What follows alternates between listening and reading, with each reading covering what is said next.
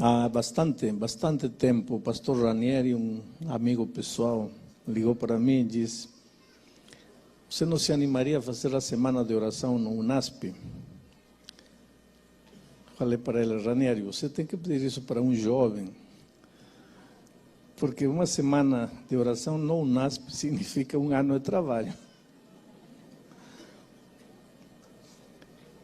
Ele disse: não, mas vem. Falei: infelizmente meu programa está todo cheio, mas eu posso arrumar um fim de semana. Ele disse: então me avisa. E um dia apareceu um fim de semana, porque amanhã tem um casamento importante de um membro da família, e eu vou fazer o casamento em Brasília, e teria que estar aqui no Brasil. Então liguei para ele e falei: eu estou indo para lá. E ele me disse: que data? Essa data?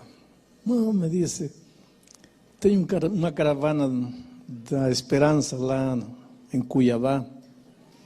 Falei: bom, é a única data. Mas você poderia vir mesmo não estando eu? Falei: não se preocupe, você não precisa estar. Vai lá, faz a caravana. Então não achem que é falta de cortesia do pastor Ranieri o fato de ter me convidado e ele não estar aqui.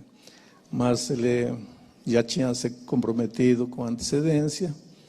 Mas esta era a única data que eu poderia estar aqui. Estou com muita alegria. E agradeço ao pastor Ranieri pela oportunidade.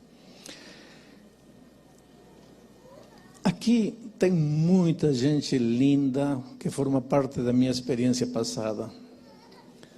Tem muitos pastores já aposentados como eu. E a cada um deles eu devo um pedacinho da minha experiência. E eu não vou poder ter a oportunidade de abraçar todos vocês. Quero que me desculpem por isso. E quero que saibam que todos os que passaram por minha vida, de alguma maneira, no trabalho, no relacionamento, têm deixado alguma marca, alguma contribuição para ser o ser humano que sou, o cristão que sou. O homem que se atreveu a me chamar do Peru quando ninguém me conhecia aqui no Brasil, o pastor Paulo Stameno, que deve estar aqui, não sei. O pastor que se atreveu a me nomear diretor de jovens de uma união, o pastor Floriano Xavier dos Santos, que não sei se está também aqui. E assim como ele, está lá. Que bom, pastor. Olha, é uma alegria. Esses dois homens, pastor Paulo, pastor Floriano, significam muito, muito na minha vida. E assim como eles, eu já abracei Jeff, Osmundo, tantos outros pastores, pastor Perestrelo, que foi meu primeiro tesoureiro aqui no Brasil. Tanta gente querida, quem eu não posso esta manhã poder abraçar pessoalmente, mas obrigado por tudo que vocês significaram, pelas pegadas que vocês deixaram na vida de muita gente, inclusive na minha. Quando eu era jovem, não? E imaginem, eu já estou aposentado, Natanael, estou orando por você, um grande amigo, tanta gente linda aqui. Bom, vamos abrir a palavra de Deus, queridos. Romanos capítulo 5. Deixem-me... Eu decidi pregar 2 sermões de Romanos, esta sexta e sábado aqui. Deixe-me pregar o versículo 5:1, Romanos 5:1.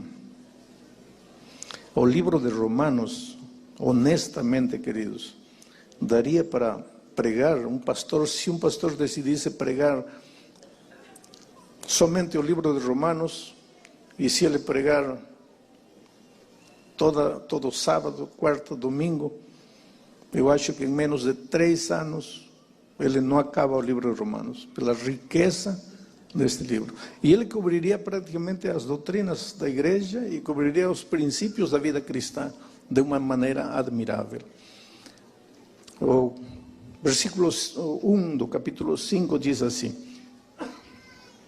justificados, pois, mediante a fé temos paz com Deus por meio de nosso Senhor Jesus Cristo. Já que tem a Bíblia aberta, leiam o último verso do capítulo 4.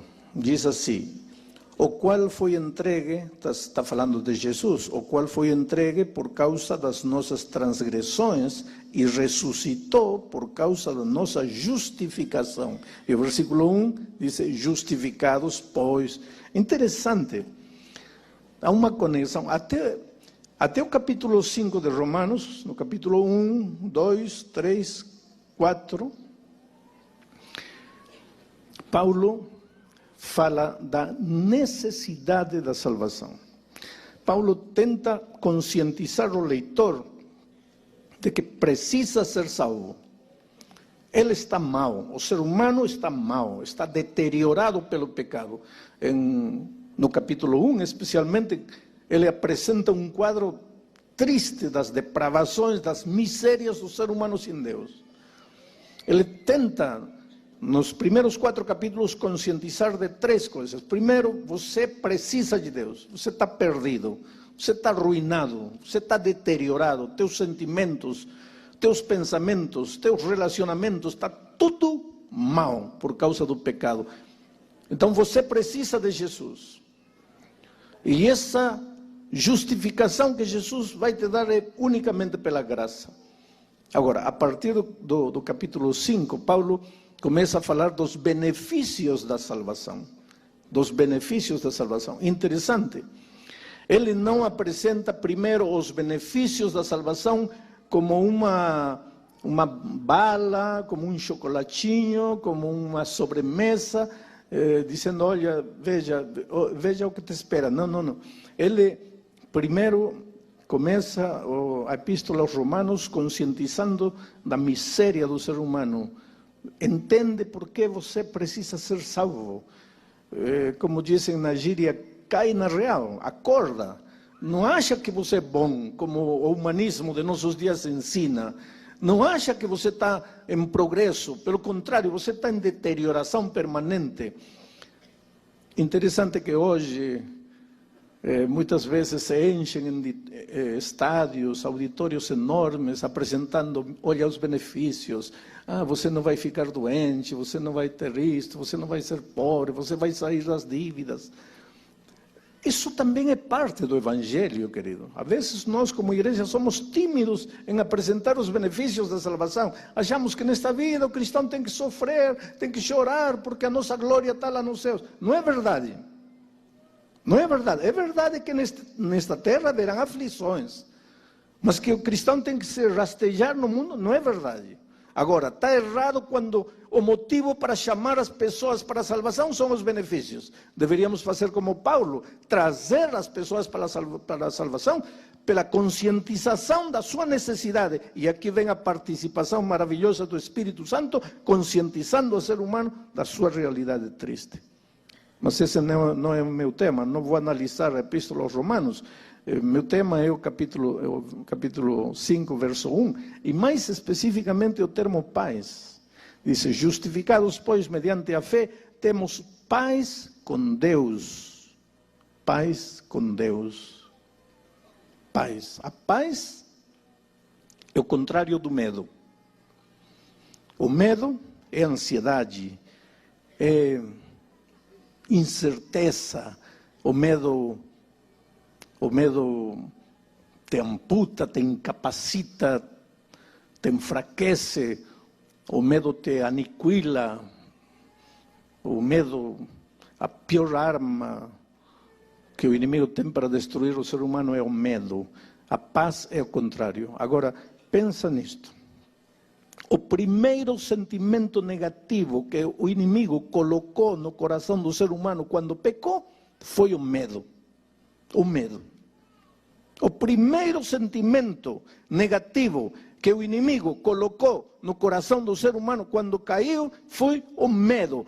Era como se o diabo dissesse assim: colocando medo no coração do homem, não preciso fazer mais nada para destruí-lo, porque ele sozinho vai se destruir, ele sozinho vai acabar, ele sozinho vai se aniquilar. O medo. Agora, quando você vai a Jesus, diz Romanos 5:1, quando você vai a Jesus e é justificado por Ele, o primeiro sentimento que Deus coloca na tua vida é a paz, o contrário do medo. É interessante, você pode vir, ter chegado esta manhã aqui trazendo a sua vida rasgada, feita a pedaços, casamento destruído, endividado na vida financeira, pode estar doente, pode estar enfermo, pode estar com seus relacionamentos deteriorados, não consegue dormir, solidão, culpa, enfim, é o ser humano. Você vem numa reunião como esta para ouvir a palavra de Deus e ouve falar do Senhor Jesus Cristo, e você, na hora do apelo, se entrega a Jesus Cristo, esperando que desapareçam as dívidas, que desapareça a doença, que desapareçam as dificuldades no relacionamento familiar, etc, etc, etc.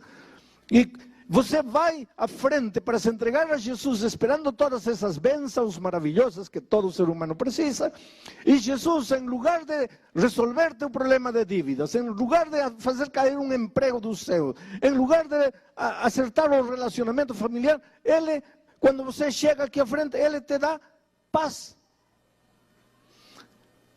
E às vezes você pode olhar para Deus e dizer: espera um pouco, Senhor, está tudo bem, eu preciso paz, tudo isso, mas primeiro me ajuda a resolver as dívidas, primeiro me ajuda a arrumar um emprego, primeiro me sara, me cura, me levanta. E Ele, em lugar de fazer tudo isso, te dá paz. Por quê? Isto é interessante, querido. Por quê?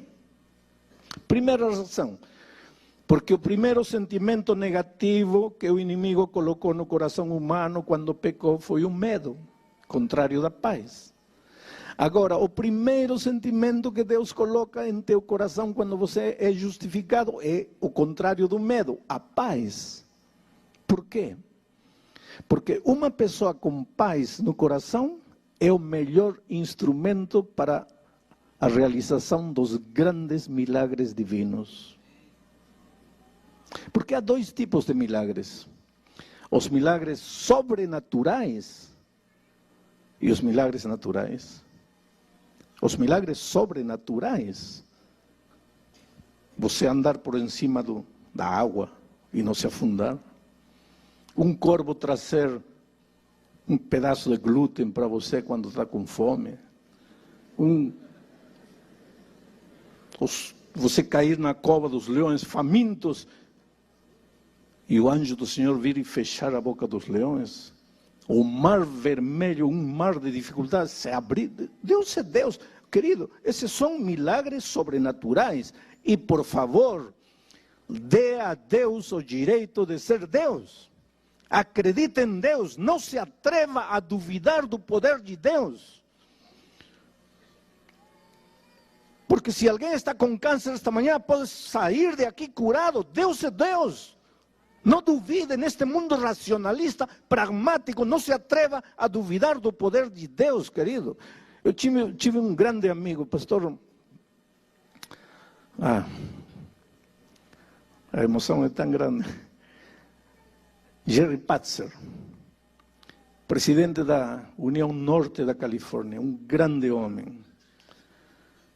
Ele um dia disse: eu não sei por que tanta gente não consegue aceitar que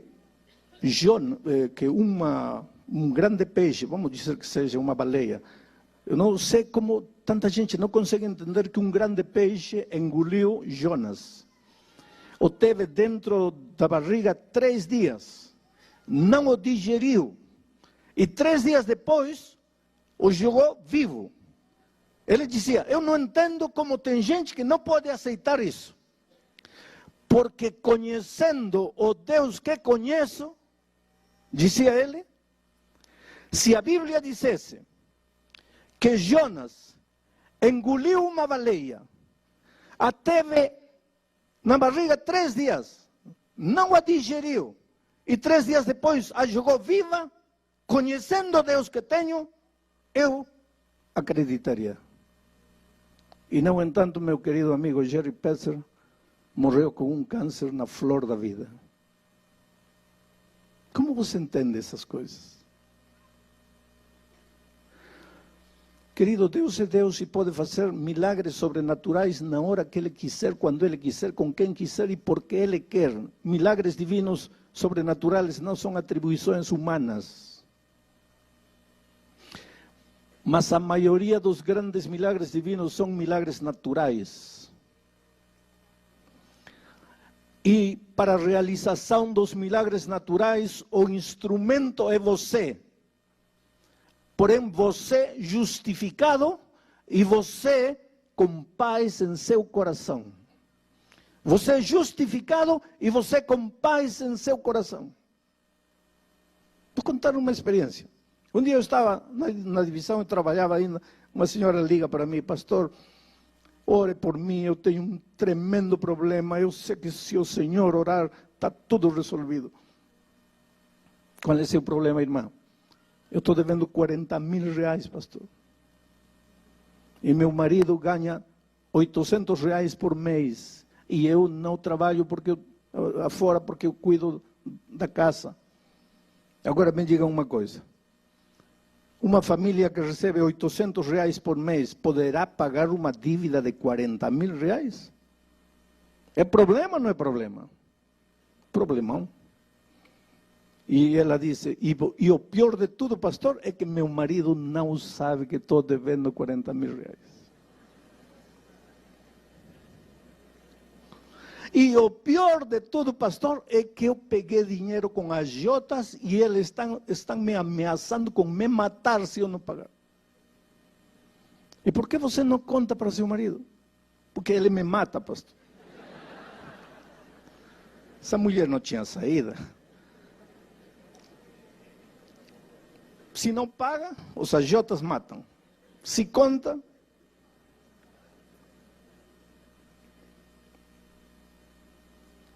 falei, tudo bem, filha, vou orar por você. Qual é o seu problema? 40 mil reais, pastor. Não. Eu estou perguntando qual é o seu problema. 40 mil reais, pastor.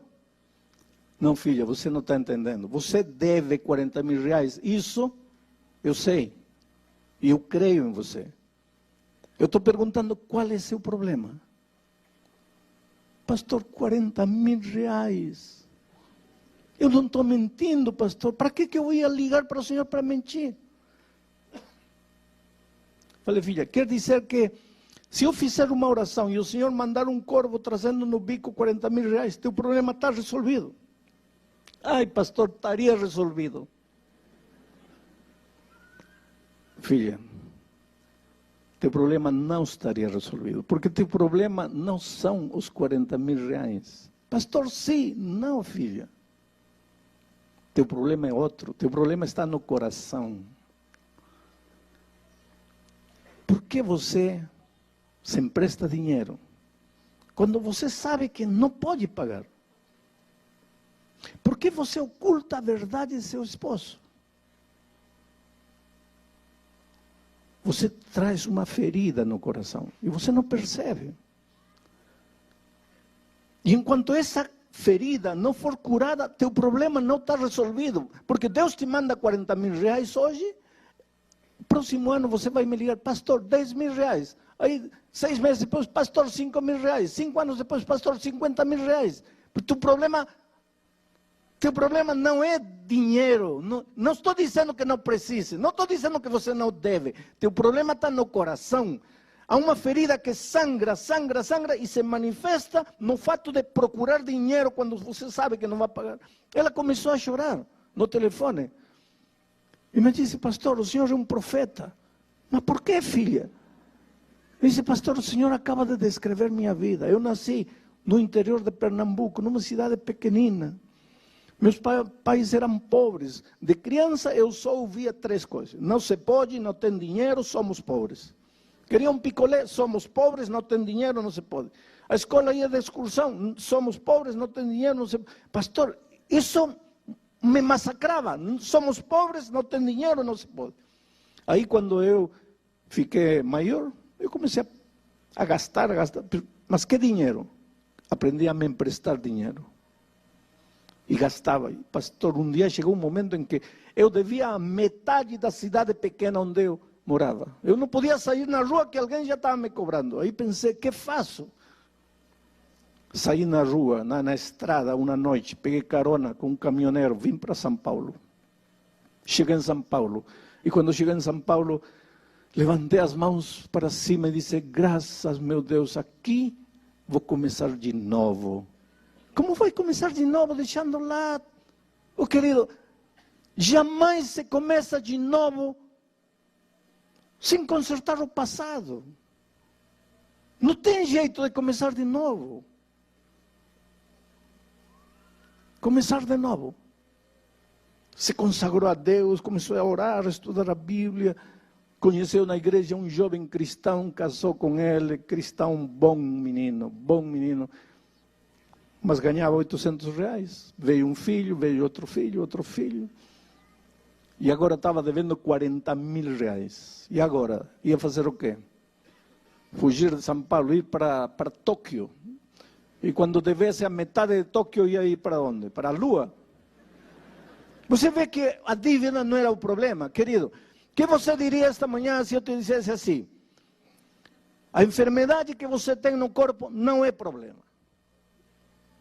Aí você diria, pastor, para você não é problema, porque você está bem. Mas olhe para mim. O que você diria se eu te dissesse hoje que a falta de emprego não é problema? O que você diria se te dissesse que o fato de você não conseguir uma noiva, um noivo, não é problema? O que você diria se eu te dissesse que o fato de o casamento estar se fazendo pedaços, que nesse relacionamento deteriorado, a tua esposa não é o problema, o teu marido não é o problema? O que você me diria? Você diria, pastor, que o senhor não conhece a minha situação. Mas se conhecesse de perto, veria que sim é problema. Não, não é problema. O problema, querido, 99% dos problemas não estão fora da gente. 99%, não estou exagerando, 99% dos problemas estão dentro da gente.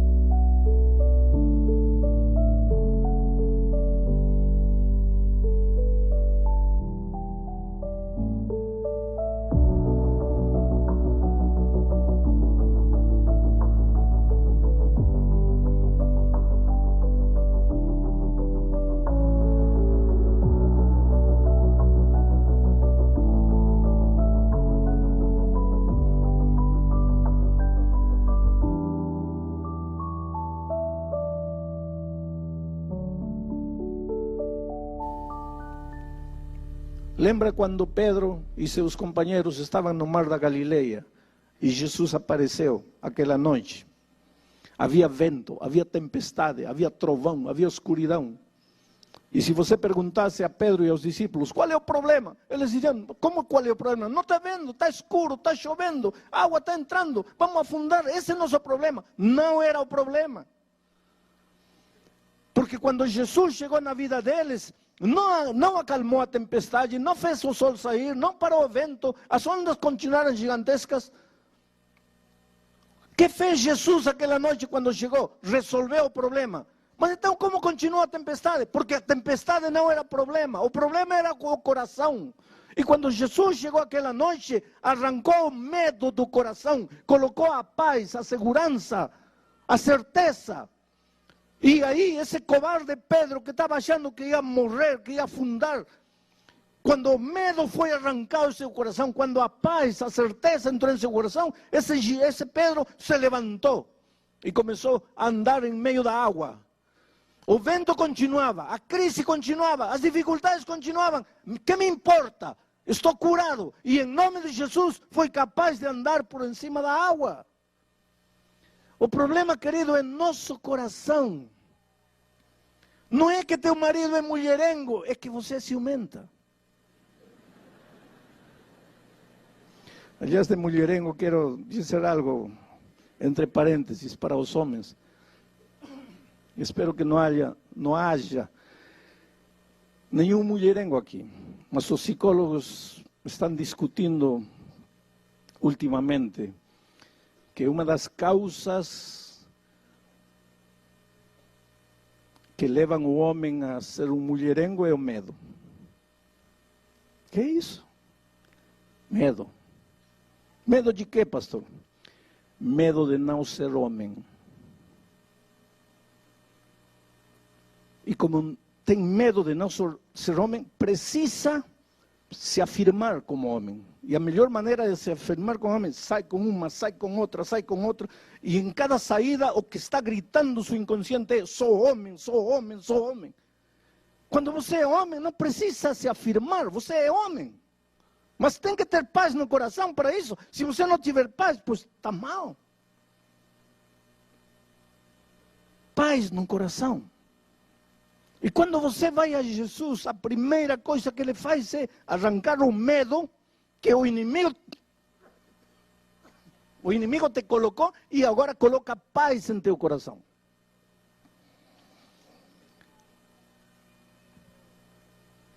Meu tempo está acabando, mas eu quero deixar um pensamento interessante. Há muitos anos atrás eu estava pregando num teatro de ópera. Tinha 5 andares, era um teatro que girava assim. Tinha que estar pregando, olhando para todo lado, para cima. E quando terminou a pregação, eu fui ao camarim e estava esperando aí o pastor que ia me levar para o hotel. Mas a porta se abriu e entrou na cama. E na cama um rapaz deitado, que não mexia do pescoço para baixo nada, tetraplégico, quadraplégico, sei lá, sem poder mexer nada. Eu conhecia a história porque já tinha me contado. Nasceu e cresceu na igreja aquele menino. Quando foi para a faculdade, para a universidade, ele um dia achou que seus pais estavam errados, que a Bíblia estava errada, que o Evangelho foi uma etapa na vida dele, que ele já tinha superado tudo isso, e ele saiu da igreja, ria dos pais, burlava de todo mundo, caçoava de todo mundo, não queria saber nada com Deus, nada com a igreja, nada com a Bíblia, nada com o Evangelho. Um sábado de manhã, enquanto os pais estavam no culto, como hoje, ele estava na beira do rio com amigos, bebendo cerveja, dançando, fumando, felizes da vida. Lá pelas 4 da tarde já tinham bebido bastante, comido bastante carne, a mente já estava embotada. Já. O problema do álcool é esse, que chega um momento que você não sabe o que está fazendo.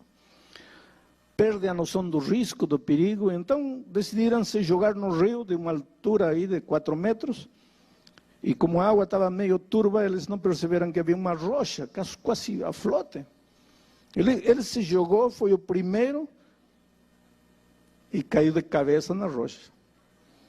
E literalmente se partiu o crânio. E ficou quase um ano entre a vida e a morte, os médicos para salvar, lutando. E finalmente saiu do hospital. Mas saiu condenado não a uma cadeira de rodas, condenado a uma cama para o resto da vida. Tornou-se uma criança. A coitada mãe cuidava dele para tudo, porque ele não conseguia fazer nada, mexia apenas a cabeça. Agora, em lugar de se arrepender ou ver isso como uma oportunidade para voltar a Deus, ele se revoltou muito mais contra Deus. E começou a insultar e a xingar a Deus. Eu nunca vi na vida alguém xingar a Deus como ele fazia. Mas com palavras assim feias, horríveis. E não é só isso, ele gritava com os pais. Ele dependia para tudo da mãe e agredia a mãe. O pastor visitava, não queria pastor, os jovens foram a cantar para ele, não queria nada de nada. De cada 10 palavras que falava, 8 eram palavrões. Revoltado com a vida, revoltado com Deus, revoltado com todo mundo. Aí cheguei para pregar. E os pais, coitados, disseram, olha, se o pastor Bulhão fala com ele, talvez aconteça alguma coisa. Não é assim. A vida não é assim. Trouxeram ele. Ele já entrou me xingando. Nunca tinha me visto na vida. Já entrou me agredindo. Eu me aproximei dele, eu entendia, tentava entender a situação em que ele se encontrava, a dor que ele carregava. E disse, filho, veja, Deus te ama. Quero que saiba que Deus te ama. ¿Para que falei de Deus? Foi aí que voltou todas as armas contra Deus. E aquilo já me deixou mal. Ele agredir, falar essas coisas contra Deus. Falei, filho, qual é teu problema? Como qual é meu problema? Está cego? Não está vendo? Qual é meu problema? Falei, o fato de que você está deitado na cama e não pode se mexer, esse não é problema. Ah, não é problema? Então quer ficar, quer trocar de lugar comigo? Quer ficar aqui? Não, não quero. Só que estou falando que esse não é teu problema. Filho, teu problema está no coração. Teu coração está cheio de ódio. E esse veneno de ódio que está enchendo o teu coração está rebaçando. Só que esse teu veneno não faz mal às outras pessoas, mas esse teu veneno está te matando a ti mesmo. Você está morrendo por dentro. Eu sei que tua situação na cama não deve ser a mais cômoda, mas tua pior situação é o coração cheio de veneno, cheio de ódio, de revolta. O que Deus te fez, filho? Ele te empurrou para o rio? Não. O que teus pais fizeram? Vê o amor com que tua mãe te cuida. Por que você agrede ela? Olha, teu problema vai acabar o dia que um dia você gritar a Deus e dizer, Senhor, me entrego, me perdoa, aceito, tira o veneno do meu coração, mas enquanto esse veneno estiver em teu coração, não tem solução para você. Ele começou a gritar, e começou a gritar com os pais, para que me trouxeram? Eu falei para não me trouxer. E todo mundo levou a cama de volta, ele bravo. Passaram 5 anos. Cheguei naquela cidade de novo para pregar naquele mesmo teatro de ópera. Terminei de pregar, estava no mesmo camarim esperando o pastor para me levar no hotel e de repente a porta se abre e a cama entra de novo. E pensei tudo de novo. Só que ele trazia um sorriso no rosto. E disse, pastor, não se assuste, não vou lhe fazer nada. E chegou perto e disse, pastor, eu só vim para lhe agradecer. Obrigado, pastor.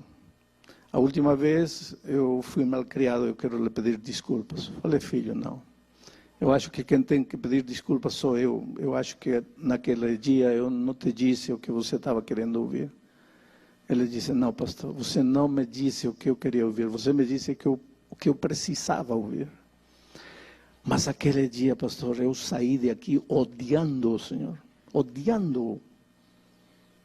Há muito tempo que eu não falava com Deus. Aquela noite eu orei, mas pedindo para Deus matar o Senhor.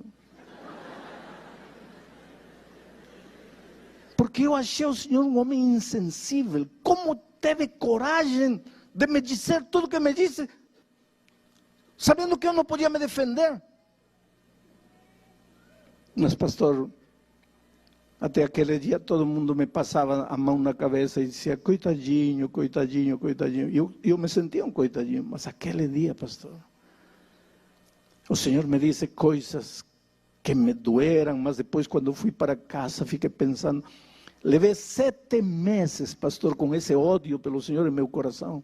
Só que sua voz não saía do meu ouvido. Filho, teu problema não é o estado em que você está, teu problema é teu coração cheio de ódio, e esse ódio está te matando a ti, e essa situação vai acabar quando você olhar para Deus e clamar por perdão e suplicar. E pastor, uma noite, na madrugada, eu não conseguia dormir, comecei a chorar a gritos, e disse, Senhor, arranca este sentimento negativo do meu coração, arranca o medo, o ódio, me cura. Meus pais chegaram assustados, o que foi? Aquela noite, pastor, dormi, e dormi tão bem. Quando acordei, percebi que havia sol. Pastor, todos os dias o sol saía, mas eu não enxergava. Percebi que os passarinhos cantavam todos os dias no meu jardim, mas eu não ouvia, porque eu só pensava em meu ódio, em minha dor, na minha situação. Aquele dia levantei os olhos para os céus e percebi que eu estava vivo, pastor. É verdade que não movia nada, mas eu estava vivo. E agradeci a Deus e disse, Senhor, obrigado porque estou vivo. Todos os dias, pastor, às noites eu acordo ou durmo dizendo a Deus, Senhor, me faz acordar com alegria, com paz em meu coração. Nestes 5 anos que passaram, pastor, eu tenho trazido mais de 20 jovens para a igreja. Mas como 20?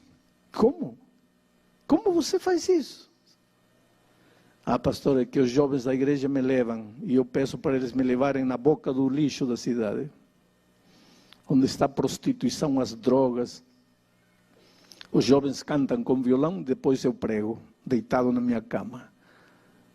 Muitas pessoas se aproximam, talvez até por minha situação, e eu digo, eu era como vocês, e conto toda a minha vida, e conto como aconteceu o acidente, e digo como era revoltado, e como Deus colocou paz no meu coração, e falo para eles, vocês estão esperando chegar ao meu estado para voltar os olhos de Deus? Pastor, já trouxe mais de 20 jovens para Cristo.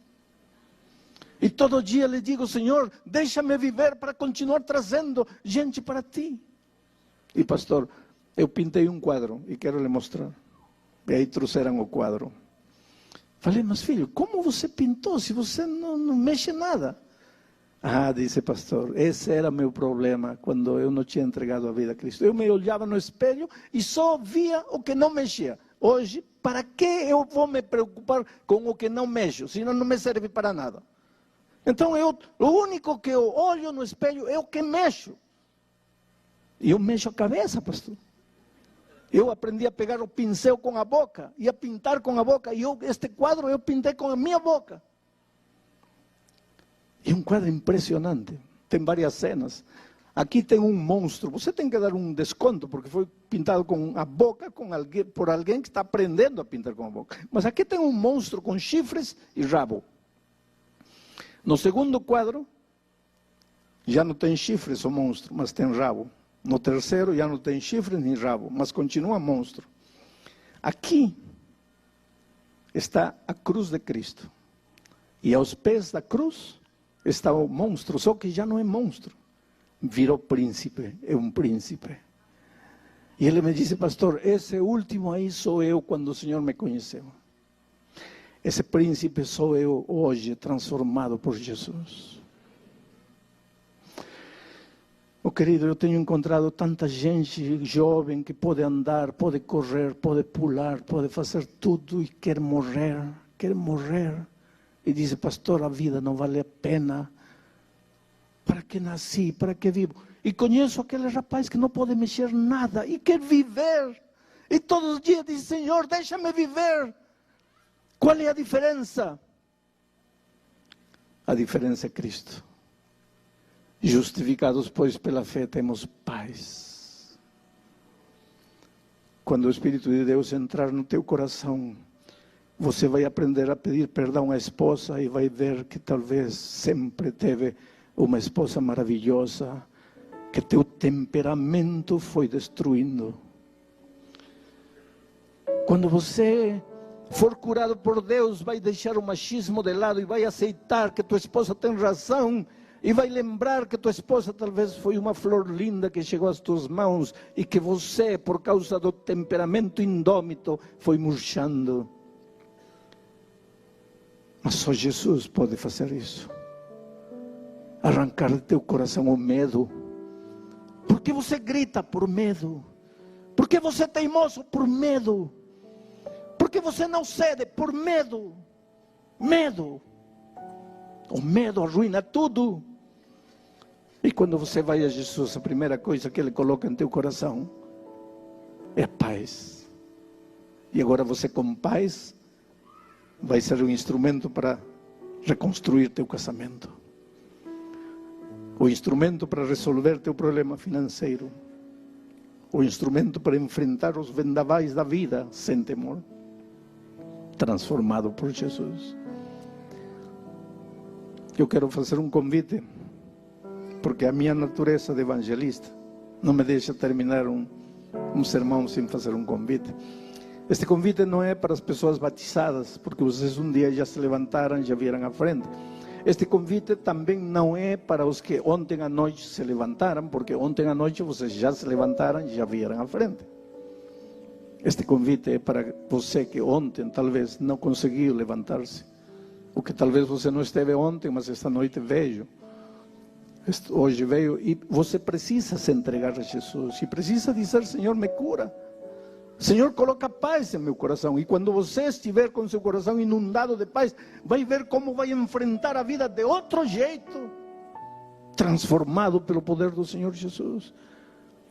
Vou pedir a Monique que venha para cantar, porque enquanto ela cantar, eu quero perguntar: quem é a primeira pessoa que gostaria de se levantar e chegar aqui entregando o coração a Jesus? Mesmo que seja aquele que vier, levante-se e venha, em nome de Jesus. Glória a Deus. Essa menina linda, vem. O Espírito de Deus se está movendo. Venha lentamente, abra-se passo em meio da multidão e chegue aqui enquanto ela estiver cantando. Eu vou estar orando em meu coração para você chegar aqui entregando o seu coração a Jesus.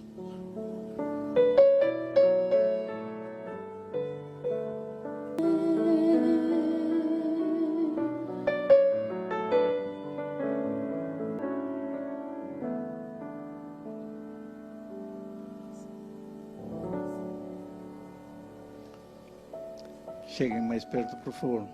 Aproximem-se mais. Sube aí na escada. Cheguem perto.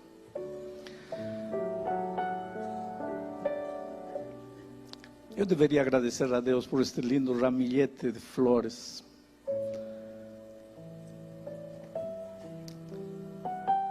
Mas poderia esperar pelo menos umas 12 pessoas mais que se levantarão e virão.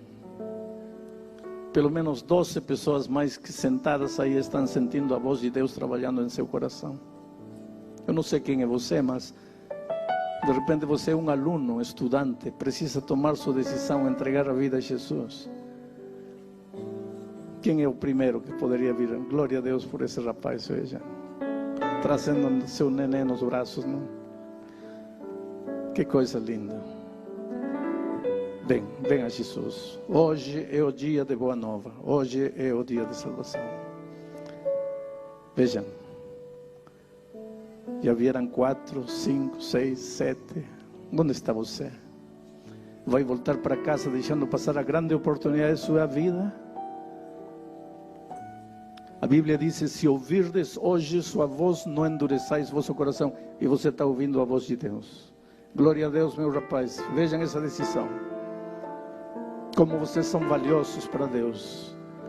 E como quando o Espírito de Deus se move, as pessoas respondem, as pessoas se entregam, as pessoas se rendem. Só que esta rendição só vai redundar no seu bem. Vem a Jesus. Vem, lentamente. Deixa-te trazer pelo Espírito Santo. Glória a Deus por essa senhora. Sabem, essa cena de alguém trazendo um neném no colo, a mim me emociona. Porque há muitos anos atrás, numa cidade bem pequenina, um pastor fez um convite e uma senhora jovem levou um menino no colo para frente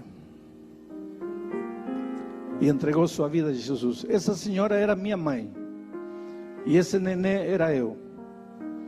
E quando ela foi à frente, ela jamais imaginou que por causa dessa decisão dela, esse menino de colo poderia ser um instrumento de Deus para pregar o Evangelho em todo o mundo. Imagina o valor de uma decisão. Só Deus sabe aonde vão chegar esses meninos por causa da decisão dos pais. Jovens, que Deus abençoe vocês. Vocês têm uma estrada longa diante de vocês, mas para toda dor, Jesus tem a cura. Ele é o pão, Ele é a água. Ele que está começando hoje a obra em vocês, vai terminá-la certamente. Quero vê-los vitoriosos no reino dos céus quando Cristo voltar. Vamos orar. Pai querido, toca estas vidas, Senhor, em Teu nome. Toca estas vidas e transforma estes corações. Arranca o medo e coloca paz nesses corações. E depois usa essas pessoas transformadas para a realização dos Teus grandes milagres naturais.